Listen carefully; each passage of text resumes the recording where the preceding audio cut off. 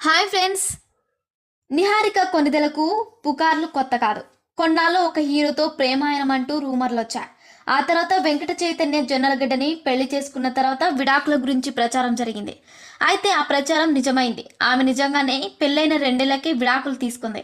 ఇక ఇటీవల ఆమె పొలిటికల్ ఎంట్రీ ఇవ్వనుందని ప్రచారం మొదలైంది. ఆమె తండ్రి నాగబాబు జనసేన తరపున లోక్సభకు పోటీ చేయనున్నారు. తండ్రి బాటలోనే ఈ భామ కూడా జనసేనలో చేరి ఎన్నికల బరిలో దిగుతుందని ఇటీవల సోషల్ మీడియాలో పోస్టులు పడ్డాయి. కానీ ఆమె సోదరుడు హీరో వరుణ్ తేజ్ అదంతా అబద్ధమని తేల్చాడు. తన సోదరికి రాజకీయాలపై ఆసక్తి లేదని చెప్పాడు. ఆపరేషన్ వాలంటైన్ సినిమా ప్రమోషన్స్ లో భాగంగా మీడియాతో ముచ్చటించాడు వరుణ్. ఆ సమయంలోనే తన చెల్లెలు నిహారిక రాజకీయ రంగ ప్రవేశం గురించి ప్రశ్న వస్తే వివరణ ఇచ్చారు. నిహారిక మళ్ళీ నటిస్తోంది, సినిమాలు, వెబ్ డ్రామాస్ చేస్తోంది. తనకు రాజకీయాలపై ఆసక్తి లేదని చెప్పాడు వరుణ్. మరిన్ని ఇంట్రెస్టింగ్ అప్డేట్స్ కోసం మా ఛానల్ని సబ్స్క్రైబ్